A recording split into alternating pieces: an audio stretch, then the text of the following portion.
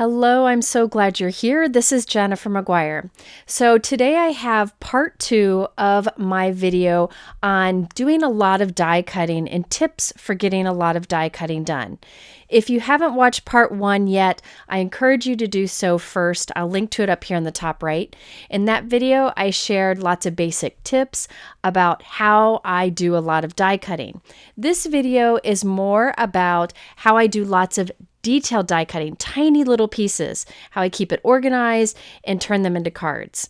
Then I'll move into storage and organization of die cuts, how I keep these projects organized, and some of the tools I use. And then finally, at the end, I'll share a tool with you that I've been using in my craft room for a couple months now, and I find it so very helpful.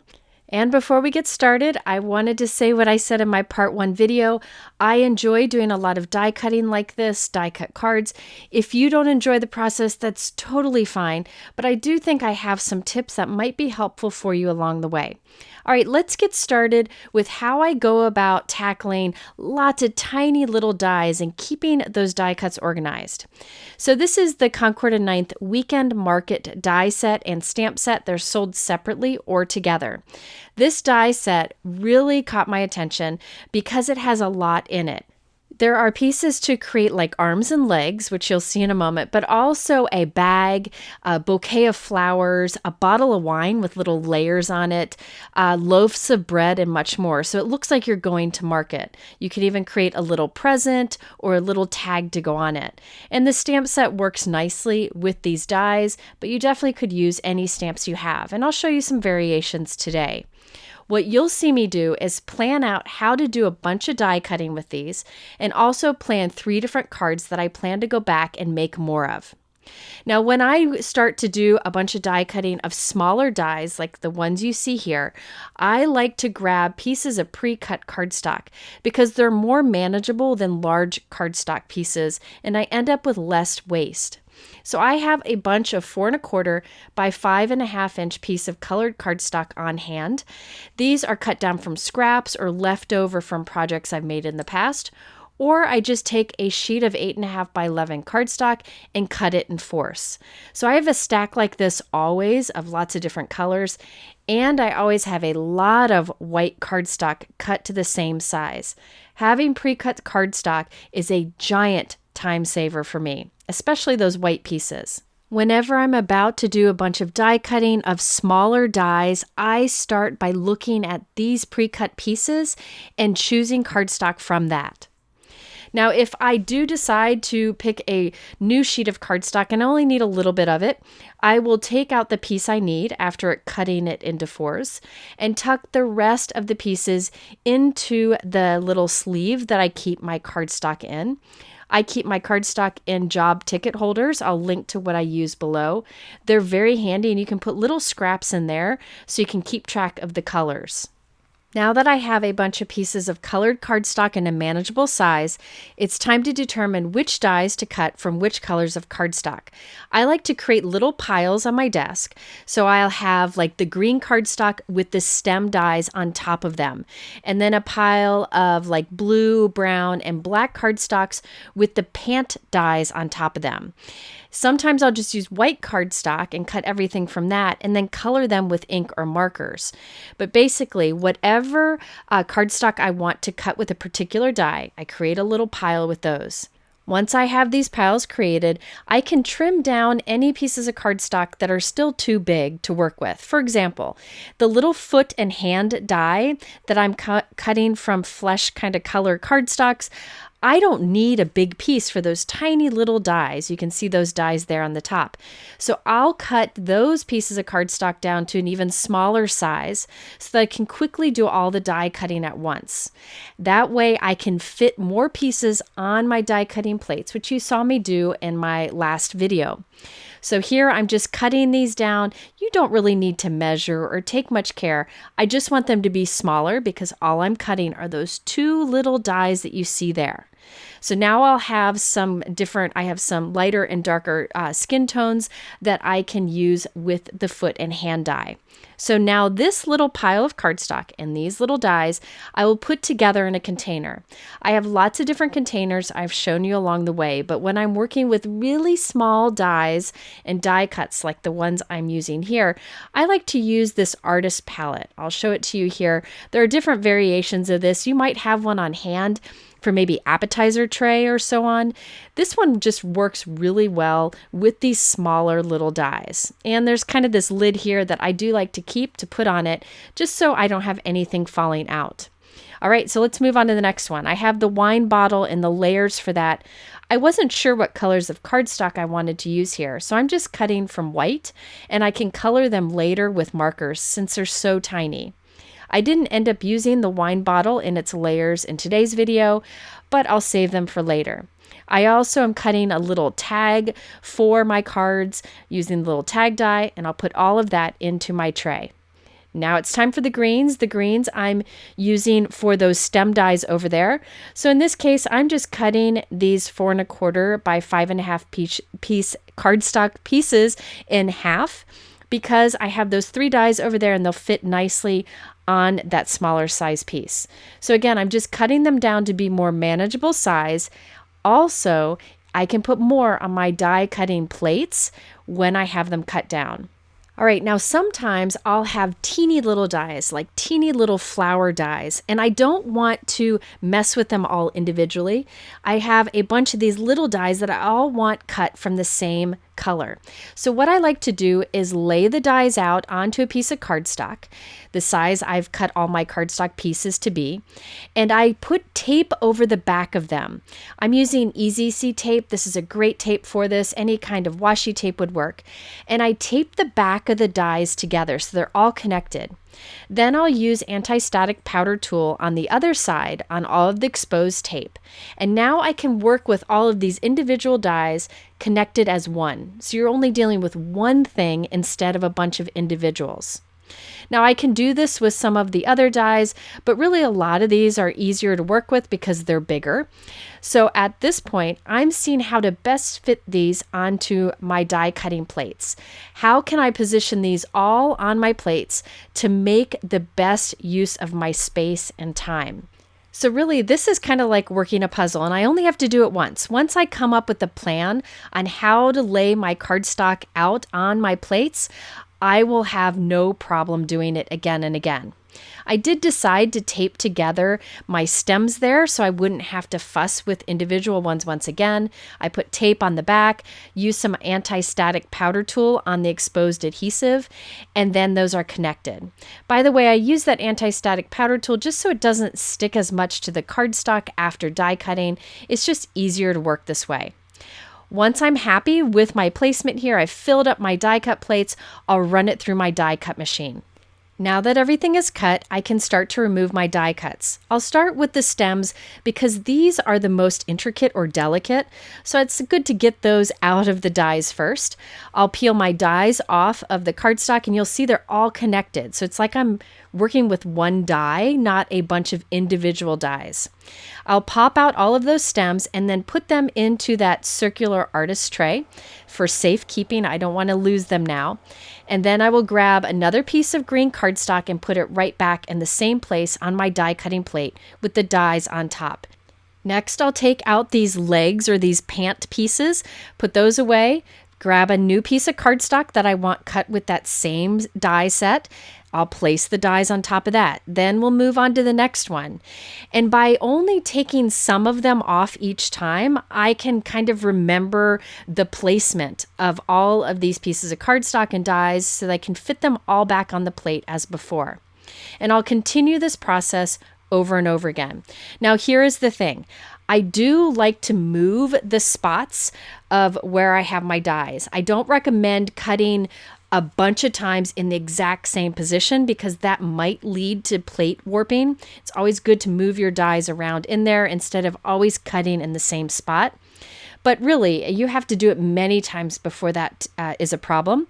So I'll just keep my dies and cardstock in this position and eventually I'll change them up. but you'll see how I just take the die cuts out, pop them into my organization, my little tray up there, grab the new piece of cardstock that I've already pre-cut. Remember, we did a bunch of those. Put that on the die cutting plate with the die, line them all up again, and run it through again. And I'll just keep repeating this process. And by the way, I have an electric machine. It's the Anna Griffin Empress. And while it's running through, I trim down any of my extra scraps and I keep those little pieces in case I can put them to use later on again. So now I'm just switching each of these. I take the die cuts out, put a fresh piece of cardstock in, and repeat the process. Notice how much easier it is to work with those dies taped together instead of a bunch of intricate little dies floating around on their own. So this is something that I really recommend doing if you're doing a lot of die cutting of small dies. I know that small dies aren't for everyone. I know some people don't like to fuss with them. They find it tedious, but I do know many of you are like me and you really like it. You find it kind of therapeutic to work with these little die cuts and assemble them. So I wanted to be sure to share these tips. So this is how I go about doing a lot of die cutting. A lot of times I'll do Spellbinders die cut videos where I have lots of little die cuts I've layered together. This is the method I use when I have a lot of little dies. Sometimes I incorporate some of the methods I showed you in my last video, but really they all kind of play around the same theme. The theme is make the best use of your die cutting plates. Fill them up so that when you are taking the time to do the die cutting, you'll end up with more than you need. So I'm going to continue to do this and make enough for several cards. However, I'll start with 3 cards first, come up with 3 designs that I like, and I'll choose which ones I want to go back and make more of. I ended up choosing 2 of the 3 that I plan to make more of. But I'm doing all of the die cutting now. It may be better for you to come up with your card design first, then do all the die cutting, but I was pretty confident about the direction I was headed, so I did the die cutting first. So here's what my tray looks like so far. I do have more die cutting to do later on. I'm going to take it upstairs, and I was hoping to do it on Mother's Day, but I didn't get it done. But you can see how all of the pieces are organized, and I don't have to worry about them getting mixed up. That will save a lot of time too. When you have a lot of little die cuts, it's good to keep them separated. And by the way, I have shown many different trays to keep die cuts organized. I will say I do prefer the clear trays that I used in the last video over this round one. The little compartments on this are pretty small, but I will have other options later in this video. I just wanted to mention if you're trying to consider which kind of organization tray to try. Individual trays are nice because you can just grab as many as you need. This one is kind of tiny for each little spot, but it totally depends on what you're creating. All right, so now that we have created our die cuts, let's start to come up with the cards. Again, I'm going to come up with 3 card designs and then decide which ones I want to make more of. And I'll just play around with the colors for each of the additional ones that I'll make later on. I'll start by creating a couple of these little bouquets. I just think they're so cute and can be used in so many different ways. There are a few tools that I really recommend having if you're working with tiny die cuts. First, you need a pickup tool. There are a few different options out there. I like the ones from Gina K Designs, Trinity Stamps, and Simon Says Stamp. I'll link to them all below. I also recommend a very strong, trustworthy liquid adhesive in a fine tip bottle. I like the Gina K Connect. You can get a large bottle and refill this little fine tip bottle. It is wonderful for gluing little die cuts together. I trust that a little dot of that will hold everything in place. So here I am assembling some little flowers on the stems. The pickup tool has a wax tip that allows you to pick up those tiny die cuts and place them where they need to be placed. Some people like to use little tweezers, but I find that I can use the pickup stick tool with one hand. You can see how I can use one hand to hold the stem in place and then use the pickup tool in the other hand to pick up the little die cuts and put them where you want. If I use tweezers, sometimes I have to use both hands, one to hold the die cut as I pick it up with the tweezers, but really, it's totally up to you what you find easiest to work with. I love putting little die cuts like this together, so I'll create a bunch of these little stems with flowers on top. Notice I used a mix of colors and a mix of green colors for the stem. Now it's time to put a little bouquet together. And what's really cool is this die set from Concord and Ninth has this little wrap that you can put around your bouquet. I cut mine from craft cardstock, and I'm filling the bottom with quite a bit of liquid glue, and I'm just sticking my stems into it. This little wrap will fold over the front, so it doesn't matter how much adhesive you use there.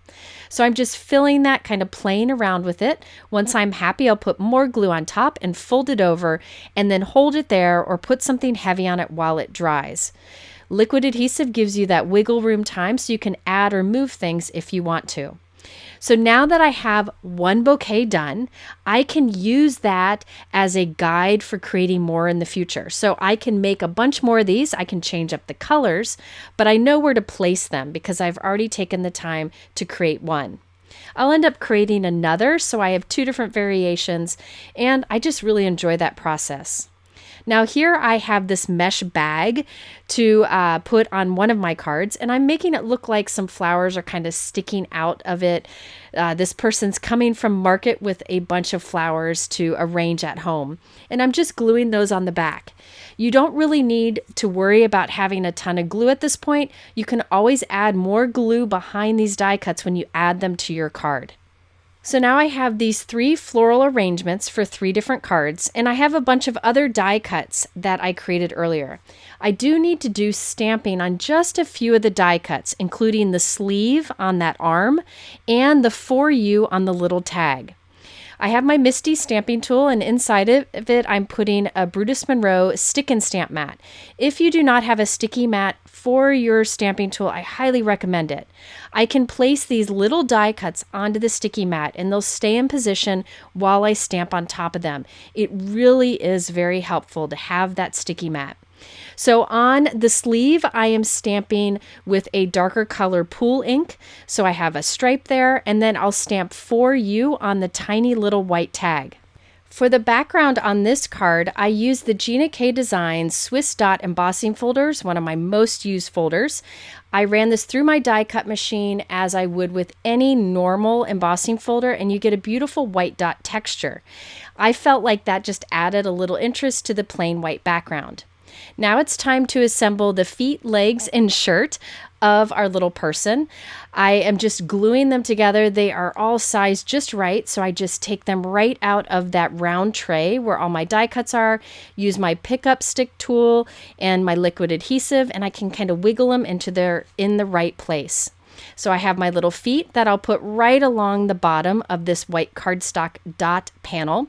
By the way, that panel is 4 1/4 by 5.5 inches. Then I will work my way up. I will add some liquid adhesive to the ankle and add the bottom of the pants. And then I will put some liquid adhesive along the belt line and add the shirt. And then the arm will go on top of that. So this particular card is one that I do plan to go back and make more of. Now, when I go make more of these, I'll take all those die cuts I've done already, and I will assemble the bag first with the flowers in them. So I have a bunch of those arranged. You'll see some examples of pre-arranged little floral arrangements later in this video.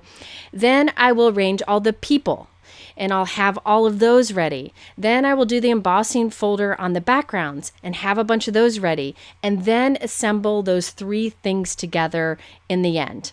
I will probably leave a sentiment off of all the ones that I make a bunch of so that I can choose a sentiment when needed. And I'll be sure to change up the colors that I use so they're not all the same. I think it's fun to make them a little bit different, and it also keeps it interesting to me. Now, as for creating a card for more than one person that is similar, I don't have a problem with that. I try to pick, like, this one is going to go to my friend Gina. She likes that pool color, and just like me, and she likes colorful flowers. So I know that this will be a good fit for her. I will make another one that has a yellow top and then blue and yellow flowers, and I know that'll be a good one for my mom. So you can still personalize when making a lot of the same design. All right, so I put liquid adhesive on the back of that, and I'll put something heavy on it while it dries. If you find anything feels a little loose, just use that nozzle of the fine tip bottle and put it underneath the die cut, put some glue under there, and it'll hold tight. All right, so at this point, I'm adding the little string and the tag that says "For You," and I used a foam square for that. I don't trust foam squares that much, so I still will put a little bit of that strong adhesive under it, the liquid adhesive. Now I'll take that card panel, the white one with the die cuts attached to it, and I'll glue it on the front of a top folding 4 1/4 by 5.5 inch note card. Again, using liquid adhesive because I know that will get in the nooks and crannies of those dots, and I can wiggle it until it's straight. I went through my stash of pre-glued together sentiment die cuts to choose something for this card, and I decided to go with a Hello from Altenew Versatile Greeting die set. This is one of my most used die sets. The word hello is cut from black, and the shadow is cut from white. So see how quick it was to just grab one of those that's already assembled and add it to my card. Now for the little bit of bling on those flowers, I'm using the Trinity Stamps Dewdrops. This is the yellow color. One of the reasons I like these dewdrops is they have teeny, teeny, teeny, tiny ones. There's multiple sizes in there, but they have super tiny ones. And those super tiny ones are great at the center of these tiny little flowers that we've die cut. You could totally skip this. You could use maybe a glitter pen or a gold pen if you don't want additional dimension, but I love these dewdrops and they come in great colors. Here's a look at the completed card. This is one, yes, that I do plan to make more of. You can change the flowers and instead put in the loaves of bread or the little wine bottles or presents. You could even change this up for like a holiday theme and have some holiday things in that bag. Just a lot of things you can do with this. I have lots of die cuts ready and I can easily make more of these with the exact same design. It takes the thinking out of it. Now here is my second card. This time I used the embossing folder on the shirt pieces, so it looks like it has some texture to it, kind of looks like a sweater. And I added the second piece so it looks like the person is walking, but I used one of the floral bouquets. Now this one didn't happen to be my favorite, so I don't plan to make more of them, but it just shows you how you can mix and match these different die cuts.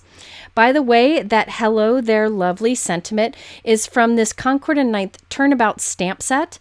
It's the Turnabout where you stamp it once, rotate it, stamp it twice, rotate it, and you keep going to get a colorful background. And there are coordinating dies available that are wonderful. I plan to use this in a future video. And here's my third design. I again used that Swiss dot embossing folder on white on the background, and then I simply added my bouquet in the center along with the sentiment over it. I may go add a really thin piece of twine or gold string behind the thank you, so it'll be a little bow kind of wrapped around that bouquet. But other than that, this is the design that I plan to make the most of. I plan to make a bunch of these for the folks that work in my son and daughter's schools as an end of year thank you. I love this design and that I can change up the color of the flowers for different looks. By the way, that sentiment is one that I had on hand. I did a bunch of these when I did one of my last videos. I will link to it up here on the top right. I used the Spellbinders must-have sentiments. This is white foil on black glossy cardstock. I love that look.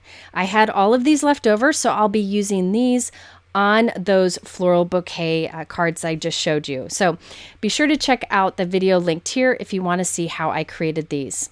Next, I thought I would share some of the ways I keep all of these die cuts organized. Some of these are completed die cuts that I've glued together or stacked together. Some are in the process of creating a bunch of cards, but really it's just about the different types of organization tools that I find helpful. First and foremost, I use the Altenew zipper pouches. These storage pouches come in 2 different sizes and have a zipper top.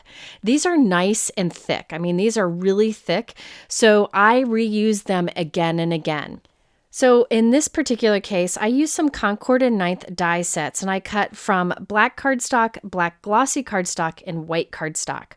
A few weeks ago, I glued these together so they're stacked and ready to go. I can just grab these whenever I need a sentiment to add to a card. I have some card ideas in mind that I plan to use these with, and you'll see those later in this video. But look at how many different things I have put together. All of these here happen to be Concord and Ninth. So these are sentiments ready to go, and I keep them in these Altenew storage pouches. And again, there are 2 different sizes. Here's a look at the zipper top. It works really well. Again, nice and thick and can reuse over and over again. Much better, much thicker than like a Ziploc bag. Now, let me talk a little bit about how I get to this point where they're assembled. In my previous video, I showed you how I go about cutting a bunch of dies. These are some that I kind of cut as I go. I will take all of those die cuts put them in these little zipper pouches, and then I will take them with me somewhere where I plan to glue them together. For example, if I go to my son's baseball game, I will take this little toddler tray. It's meant for food. It's got this lid. I can put the different layers of the die cuts into this while I'm there. I'll take them out of the zipper pouch, put them in here. I have my adhesive already in there. And then I can have this on my lap and I can glue things together. That way, if I need to put the lid on it and then throw it back in my bag, I can do so. Once they're all glued together, I'll put them back into the zipper pouch together. That way I can have a bunch on hand. In fact, here is one of these same toddler trays with lots of die cuts in it, my little Gina K Connect liquid adhesive, and that was taken at one of my son's games. And I was able to get them all glued together during that game. So you can see I use those zipper pouches from Altenew for my completed sentiments that I can use on future cards. I also use them for other die cutting projects as I'm going. So for example, here are some pre-cut backgrounds and also some pre-cut florals. These florals are from the Altenew Zero Waste Floral Background Die. I love that die. It's fantastic. You'll see I have these die cut from a bunch of different colors, and they're all in the zipper pouches separated by colors. And I put everything for one project into one of these rainbow baskets. I have a bunch of these rainbow baskets in my craft room. I've been using them for some time and they're really handy. So this basket has lots of these die cut flowers. It has some sentiments, still got to make some more, and it has some of the background die cuts. So I plan to assemble these and make a bunch of floral cards in different color schemes using these pre-done die cuts. I have this project, everything I need for it in this rainbow bag, and whenever I get time to work on it, I can grab it and add whatever I want, work on any pieces I want, and eventually I'll turn them into cards. Another container that I like to use for projects that I'm working on are these Simon Says stamp zipper bags. You've probably seen them in my videos many times. I can put a few of those Altenew pouches in here. In this case, this one I just grabbed from one of my baskets. These are a bunch of pre-assembled succulent planners from a Honeybee die set. I did a bunch of these. I had planned to use these on sets of note cards to give to teachers for Christmas. Never got them done. So now I have them ready to make little note card sets for end of year gifts. So these big zipper bags are great for separating projects too. So that's another tool I use to organize my die cuts. And here you can see those Simon Says stamp zipper bags. Once again, these are some completed cards that I finished off at a retreat I went to recently. I used one of my favorite all-time die sets. It's from Concord and Ninth. It creates these little pinwheels. So many ways I could have assembled those little triangles like that. But I did a bunch of these little squares that I formed from triangles over the year. I mean, I've been making those little triangle squares for a long time now. I finally put them all together on the white backgrounds, added some of my pre-done sentiments to it, and now I have a load of these colorful cards. So these took me a long time. I've been gluing those triangles together for a long time, but I love that process, and it was fun to play around with the dimension and the different color schemes. Again, this is something I enjoyed doing. If you just want to make a few of something or even just 2 of something, all of these tips that I've shared for doing a lot of die cutting can be helpful to you. Regardless, I do recommend trying having some of these sentiments pre-die cut and arranged in little bags in your craft room, so next time you finish off a card and you just need to quickly add a sentiment, you have some ready.